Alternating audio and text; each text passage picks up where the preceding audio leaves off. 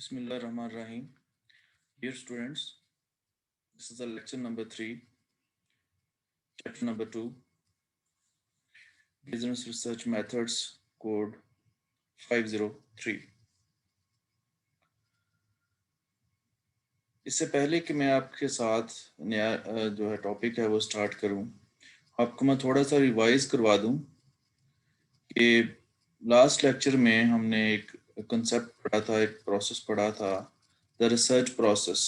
उसमें आपने ये स्लाइड देखी होगी और इसमें ये 6 पॉइंट्स थे। उनमें पहला पॉइंट था formulating and clarifying a topic. Formulating and clarifying a topic जो कि रिसर्च प्रोसेस का पहला स्टेप है या पहली स्टेज है, इसी के नाम से हमारा चैप्टर नंबर 2 जो है वो इस बुक के अंदर शामिल है। लिहाजा इसी टॉपिक को हम लेके जा रहे हैं चैप्टर नंबर 2 के तौर पे। So here it is chapter number 2, formulating and clarifying the research topic। Research topic जो है उसको कैसे फार्मुलेट करना है और फिर उसको क्लैरिफाई कैसे करना है, उसको इम्प्रूव कैसे करना है, उसमें क्लैरिटी कैसे लेके आनी है। This is the chapter number 2 objective. So what are the learning outcomes of chapter number 2? By the end of this chapter, you should be able to generate ideas that will help in the choice of a suitable research topic, identifying the attributes of a good research topic, turn research ideas into a research project that has been clear research questions and objectives, draft a research proposal. It's very important chapter, very important chapter, because with the help of this chapter you will be able to understand the basic start of the research. I mean, how to develop the research idea, what are the techniques you use to get the research idea, what are the good attributes of a research topic, or what are the qualities of a good research topic, how you can develop the research project, its questions and objectives, and most importantly, how you draft a research proposal, the ultimate target of this chapter and this subject. With the help of this chapter, we will be able to understand these important points regarding research, and I hope you guys please concentrate on the lecture and also read the book very carefully, because with the help of this chapter we can easily follow the remaining parts of the book, remaining chapters or the topics of the book. So be careful and be attentive and be active while listening and reading the books. So here are the some important steps which are very important to know regarding research topic. The first one is identifying the attributes of a good research topic. सबसे पहले हमने क्या करना है कि एक research topic के अच्छी खसूसियात, गुड कैरेक्टरिस्टिक्स जो हैं वो हमें पता होनी चाहिए। टॉपिक जो है अप टू डेट होना चाहिए।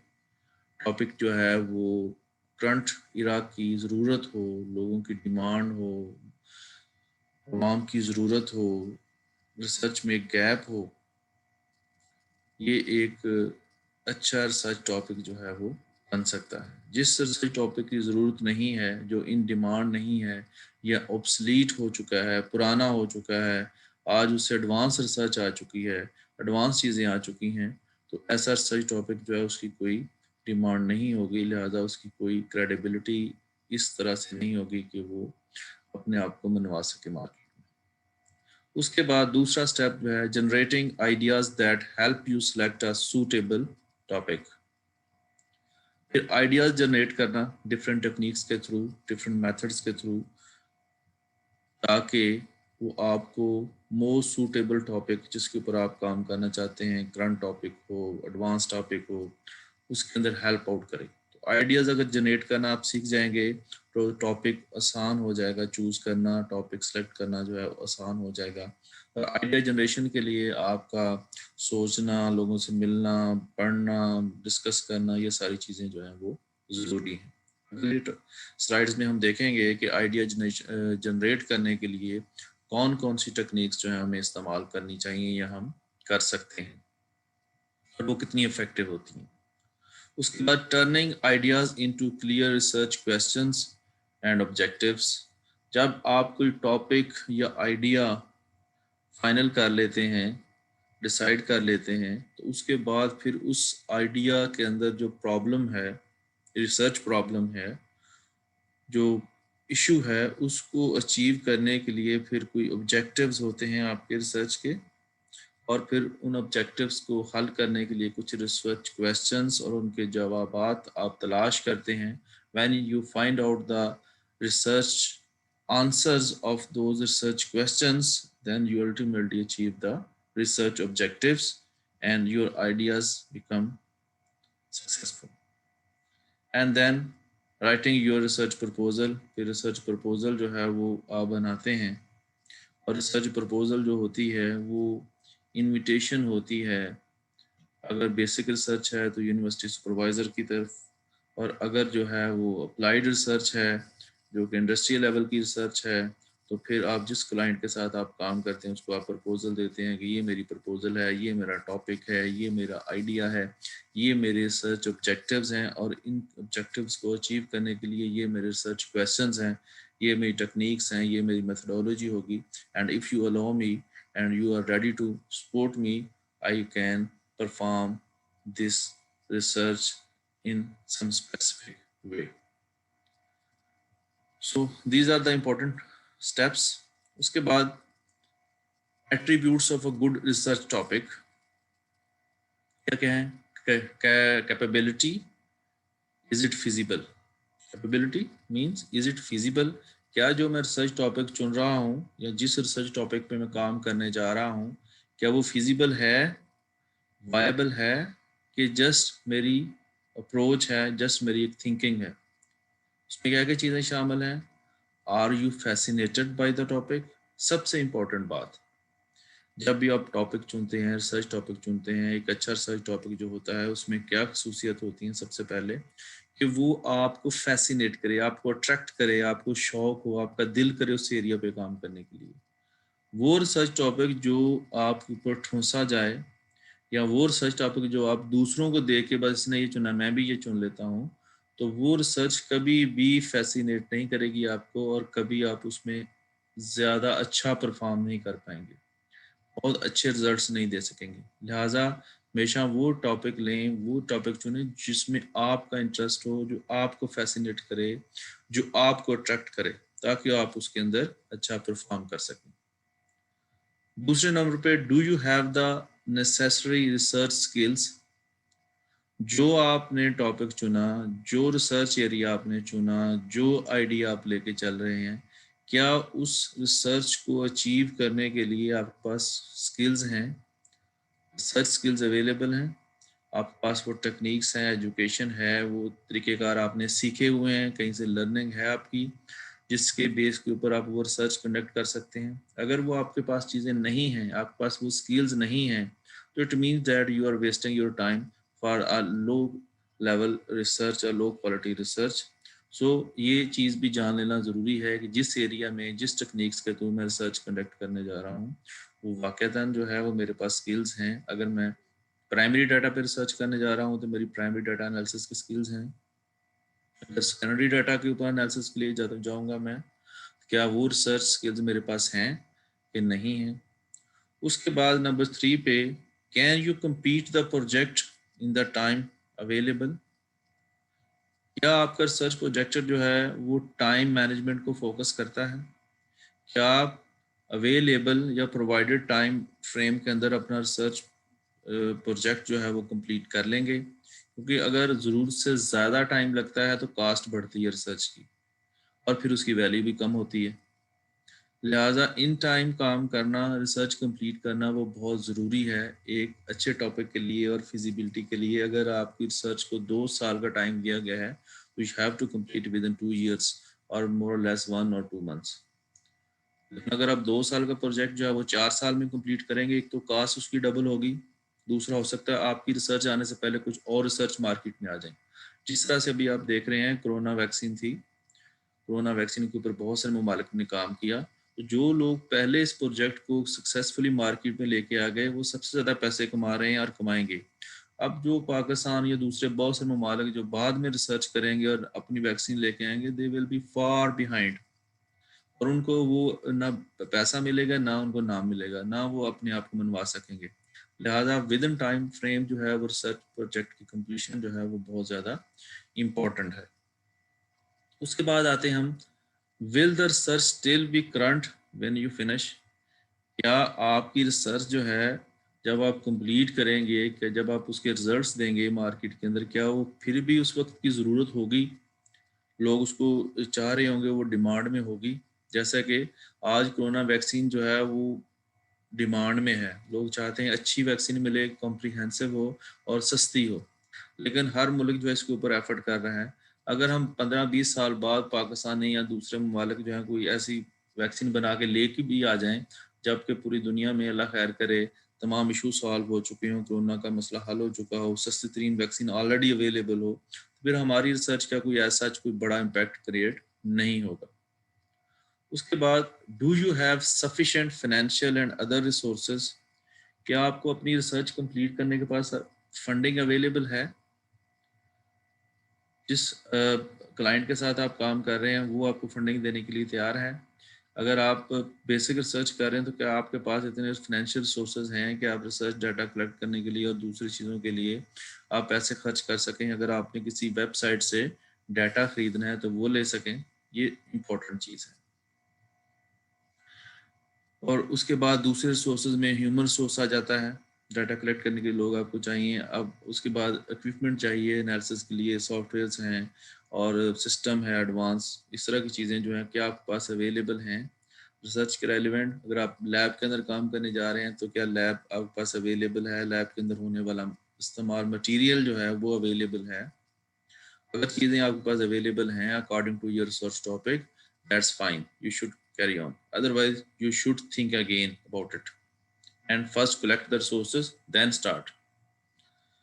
Will you be able to gain access to data? जिस डाटा के ऊपर आपने एनालिसिस करने हैं, जो डाटा आपने सोचा है कि वहाँ से मैं डाटा लूँगा, क्या आपको एक्सेस होगी। मिसाल के तौर पर अगर आप ये चुन लेते हैं कि डाटा जो है वो मैंने कलेक्ट करना है, जो भी जितने भी पाकिस्तान के वुज़रा हैं, all the key persons in the government or the ministers of the government, whether you have a success to those people, have you the resources to access those people. If you think yes you have, then that's great, you should carry on. Otherwise, if you think you will try to get the data or you think you can get the data, it doesn't mean make a sense. It means you are not sure about it. You should be sure about the data accessibility, number 1। Number 2, अगर data किसी website से आपने लेना है तो क्या ये देखें आपके पास उसकी एक्सेस है, आपके पास पैसे हैं उसको खरीदने के लिए, या आप रजिस्टर्ड हैं उसके साथ, या कोई पाकिस्तान में वेबसाइट ऐसी तो नहीं जो बैन है जहाँ से आपने डाटा लेना है, या अगर आपने प्राइमरी डाटा इकट्ठा करना है तो वह जिन लोगों से आपने डाटा लेना है उनके पास टाइम मिलेगा आपको डाटा इकट्ठा करने के लिए। अगर तो ये आपका सक्सेस है, दैट्स फाइन। तो इसका मतलब ये है कि आपको टॉपिक जो आपने चुना है, you have the capability and that topic is feasible, that research is feasible to perform. अगर आप समझते हैं कैपेबिलिटी नहीं है, कैपेबिलिटी इन चीज़ों से आएगी जो भी हमने डिस्कस की हैं 6, और अगर ये इनमें कमी है तो पहले वो दूर करें, then carry on the next one. अच्छा, उसके बाद अप्रोप्रिएटनेस, इज इट वर्थवाइल, क्या इस रिसर्च का कोई फ़ायदा है, क्या इसकी अप्रोप्रिएटनेस है कुछ। Will the examining institute standards be met, अब जो भी रिसर्च को परखने वाले लोग हैं, अगर जर्नल्स में जाता है डाटा या कोई और इन्वेस्टिगेटिंग एजेंसी आती है, तो क्या आपने रिसर्च की मेथडोलॉजीज के अंदर वो तमाम स्टैंडर्ड्स और वो तमाम चीज़ें पूरी की हैं जिसकी वजह से आपकी रिसर्च जो है वो एक्सेप्टेबल हो। Number 2, does the topic contain issues that with clear links to theory, जो भी टॉपिक आपने लिया है, जो भी चीज़ आप लेके चल रहे हैं, वो देखें कि आया कि थ्योरी के साथ लिंक करता है, लिटरेचर के साथ कहीं लिंक करता है, उसकी को आपस में कोऑर्डिनेशन है। अगर आप बाय द वे कोई टॉपिक लेके चल रहे हैं जो बॉडी ऑफ नॉलेज से बहुत दूर है और जिसका किसी भी एंगल से कोई सिस्टमैटिक लिंक नहीं बनता थ्योरी के साथ और लिटरेचर के साथ, तो भी आपकी रिसर्च के अंदर इशू हो सकता है। Are the research questions and objectives clearly stated? Very important, very important thing. जब तक आपको रिसर्च प्रॉब्लम क्लियर नहीं होगी, आपको रिसर्च क्वेश्चंस और रिसर्च ऑब्जेक्टिव्स क्लियर नहीं होंगे। ये तीनों चीजें जो हैं, research question, research objectives and research problem, all these things are the same. लिहाजा आपको रिसर्च प्रॉब्लम के साथ रिसर्च ऑब्जेक्टिव्स और रिसर्च क्वेश्चन जो हैं वो क्लियर होने चाहिए और तीनों एक ही लाइन में हों। जो प्रॉब्लम हो उसके मुताबिक रिसर्च ऑब्जेक्टिव हों और रिसर्च ऑब्जेक्टिव जो हो उसके मुताबिक रिसर्च क्वेश्चन हो, क्योंकि जब हम रिसर्च क्वेश्चंस के आंसर तलाश करेंगे रिसर्च की सूरत में, तो जो आंसर आएंगे वो हमारे क्वेश्चंस के सेटिस्फेक्शन के लिए होंगे, और अगर हमारे क्वेश्चन जो है वो सॉल्व हो जाते हैं तो हमारे ऑब्जेक्टिव अचीव हो जाएंगे, और अगर रिसर्च ऑब्जेक्टिव अचीव हो जाते हैं तो सिंपली रिसर्च प्रॉब्लम हल हो जाएगी और हमारे ऑब्जेक्टिव जो है अल्टीमेटली रिसर्च के पूरे हो जाएंगे। उसके बाद हम आते हैं, well the propose research provide fresh insights into the topic, क्या रिसर्च जो है हमें लेटेस्ट कुछ नया इनोवेशन जो है वो ऐड कर रही है टॉपिक के अंदर, कि हम जो है वो कॉपी पेस्ट वाला काम कर रहे हैं, क्या किसी ने ऑलरेडी रिसर्च की है उसी को हम जो है वो थोड़ा बहुत चेंज करके दे रहे हैं, तो वो रिसर्च जो है वो अप्रोप्रिएट नहीं है, उसकी कोई वर्थ नहीं है। वर्थ उस रिसर्च की है जिसके अंदर कुछ नया आप करें, कुछ नई चीज़ें आप डालें टॉपिक में, जो भी टॉपिक आप लेके चलें उसके अंदर कुछ नई चीज़ें लेके आप आ रहे हैं, मेथडोलॉजी की सूरत में, लिटरेचर की सूरत में, रिसर्च इन्वेस्टिगेशन टेक्निक्स की सूरत में, एरिया की सूरत में। अगर आप कुछ अच्छा ऐड कर रहे हैं तो that research has some benefit. ठीक है, जैसे कि अब अभी वैक्सीन बन रही है कोरोना के ऊपर, तो एक बंदे ने वैक्सीन बना ली, ये बहुत बड़ा काम किया। अब दूसरे बंदे ने वैक्सीन ऐसी बनाई जो 2 डोज की बजाय सिर्फ 1 डोज से आराम आ जाता है, इसने और बहुत अच्छा काम कर दिया। और इसके बाद एक और बंदा बनाता है कि वो एक ही डोज काम करेगी, बहुत जल्दी काम करेगी और उसकी प्राइस भी कम है, तो उसने ये बहुत बड़ा काम कर दिया। ये है basically your contribution in your topic, कुछ नया करके लेके आए। Are the findings likely to be symmetrical, जो फाइंडिंग है आपकी वो आपस में एक तरतीब के साथ हैं, आपस में लॉजिकल हैं, लिंकेज कायम है, और अगर ये चीज़ें इस तरह की होती हैं सिस्टमेटिकली तो it means that you are doing a great job. Does the search topic match your career goals, अच्छा ये भी बड़ी इंपॉर्टेंट है कि जो कैरियर आपका चल रहा है उसके साथ ही रिसर्च टॉपिक लेके चल रहा हो, क्योंकि अगर आपका कैरियर कुछ और है और आपने टॉपिक रिसर्च का और चुन लिए हैं, आप स्टूडेंट हैं बिजनेस रिसर्च के, बिजनेस और काम कर रहे हैं बायोलॉजी के टॉपिक के ऊपर, तो ये कॉम्प्लिकेशन पैदा करेगा, ये एक क्वेश्चन मार्क होगा।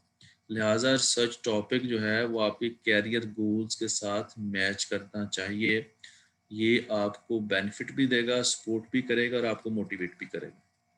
लिहाजा किसी भी रिसर्च टॉपिक की अप्रोप्रिएटनेस के लिए या उसकी क्रेडिबिलिटी के लिए ज़रूरी है कि ये जो हमने 6 पॉइंट अभी बयान किए हैं, डिस्कस किए हैं, ये पूरे हों।